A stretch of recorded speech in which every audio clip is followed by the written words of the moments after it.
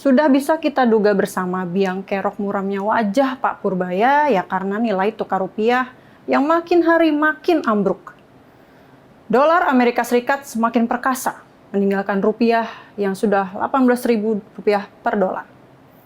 Itu artinya kalau saya punya uang Rp100.000, cuma akan jadi selembar pecahan 5 dolar Amerika Serikat ketika saya tukar di tempat penukaran uang.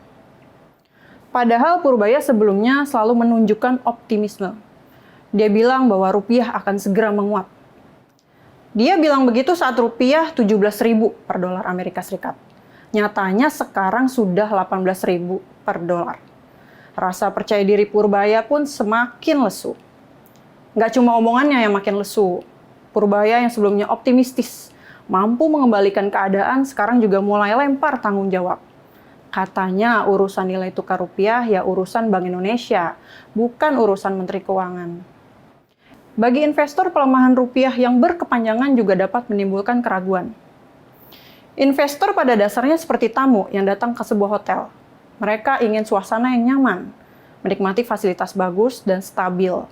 Tapi kalau lampu berkedip-kedip terus, lantai mulai terasa goyang, boro-boro mau nambah waktu nginep. Sebagian tamu malah bisa cabut keluar hotel lebih cepat. Itulah yang sering terjadi pada arus modal ketika kepercayaan pasar menurun.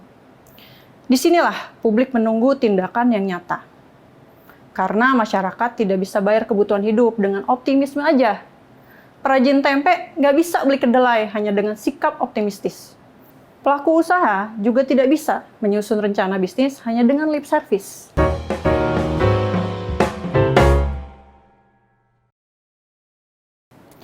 Salam Sobat Media Indonesia, jumpa lagi di The Editors. Raut wajah Menteri Keuangan Purbaya Yudi Sadewa makin hari makin muram. Nggak cuma itu, tubuhnya yang dulu tinggi berisi sekarang makin kurus. Tapi itu semua yang pasti bukan karena dia sedang diet.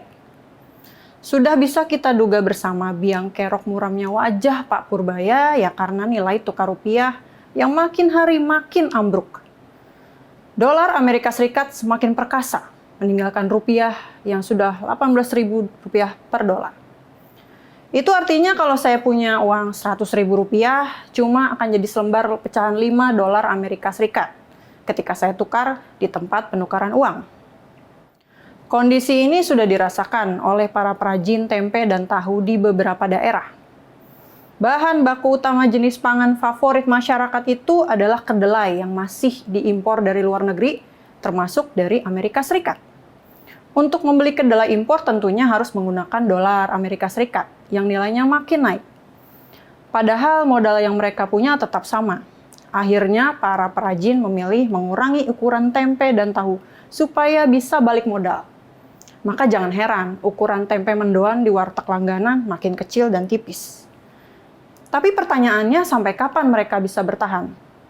Kalau tidak segera dikendalikan, nggak heran bakal banyak perajin tahu dan tempe yang tutup.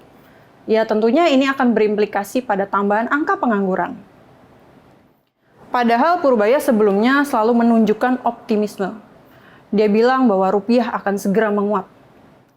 Dia bilang begitu saat rupiah 17.000 per dolar Amerika Serikat. Nyatanya sekarang sudah 18.000 per dolar. Rasa percaya diri Purbaya pun semakin lesu. Nggak cuma omongannya yang makin lesu. Purbaya yang sebelumnya optimistis, mampu mengembalikan keadaan, sekarang juga mulai lempar tanggung jawab. Katanya urusan nilai tukar rupiah ya urusan Bank Indonesia, bukan urusan Menteri Keuangan. Ya publik tentunya memahami bahwa pelemahan rupiah bukan semata-mata kesalahan satu orang. Pertarungan rupiah melawan dolar terlihat seperti pertandingan tinju yang tidak seimbang. Dolar melancarkan pukulan bertubi-tubi dari berbagai arah. Suku bunga tinggi Amerika Serikat, ketidakpastian global, arus modal keluar hingga sentimen pasar yang terus berubah. Sementara itu rupiah seperti petinju yang terus-terus bergerak mundur. Berusaha bertahan di pojok ring sambil menunggu bel akhir ronde berbunyi nyaring. Pertanyaannya, sampai kapan? Faktor global memang sangat berpengaruh. Tapi jabatan strategis tidak hanya hadir untuk menjelaskan kenapa badai datang. Jabatan itu ada untuk memastikan kapal tidak karam ketika ada badai. Masalahnya masyarakat sudah terlalu sering mendengar kalimat seperti fundamental ekonomi kita kuat. Kalimat itu bagus, enak didengar sih, tapi kalau setiap bulan harga kebutuhan naik, masyarakat jadi bertanya-tanya, kalau fondasinya kuat kenapa rumahnya terus bergoyang? Ada kesan bahwa sebagian pejabat ekonomi lebih sibuk jadi komentator pertandingan daripada pelatih yang mampu mengubah jalannya pertandingan. Kesannya mereka hanya hadir di depan publik untuk kasih lip service, supaya rakyat tenang dan tidak banyak protes. Pertanyaan yang lain mulai muncul, tapi agak sensitif dan sulit dihindari. Akankah krisis 1998 terulang? Jawaban jujurnya, kondisi saat ini memang berbeda dengan era 1998. Sistem perbankan jauh lebih kuat, cadangan devisa lebih besar, pengawasan sektor keuangan lebih baik dibandingkan masa itu. Tapi bukan berarti masyarakat tidak berhak khawatir. Trauma 1998 masih tersimpan dalam ingatan banyak orang.